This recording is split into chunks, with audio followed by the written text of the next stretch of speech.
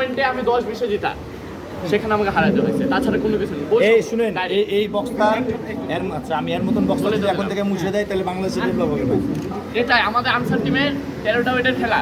সকাল মানে প্রথম দিন থেকে যে কয়টা খেলা হচ্ছে ফার্স্টে ওরা হেড বার করছে, মানে মাথা দেয়, সেটা হতে পারে, খেলাতে স্বাভাবিক হেড লাগতে পারে, বাট যেগুলো খেলা 10-20, 15-20 মানে আনসার করে মুছে দিতে চায় এক কথায়।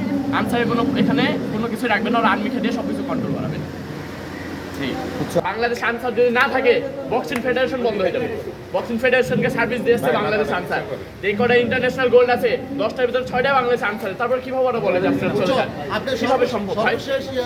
আমি ভুটানে ইন্টারন্যাশনাল গোল্ড মেডালিস্ট, ভুটান নেপালকে হারিয়ে গেছে, সেখানে আমি বাংলাদেশে গোল্ড পাই না। এটা কোন দেশের যুক্তিতে ভাই? সামনে নাকি আমাকে সাব গেমস খেলাবে, তাহলে এই বিচারটা কিভাবে বলবো? আপনারা এটা তুলে ধরেন। কি নিয়ে আমরা খেলতে আসবো কি নিয়ে? যদি আমাদের ফিউচারই না থাকে, আমরা যদি ন্যাশনাল গোল্ড না পাই, আমরা এখানে আসবো কি নিয়ে ভাই? ট্রাইনেশন ছিল না ফোর নেশন ছিল, যেটা ভুটানেরটা ট্রাইনেশন না ফোর নেশন? এটা ফোর নেশন। আপনার ইভেন্টে ফাউল না ইভেন্টে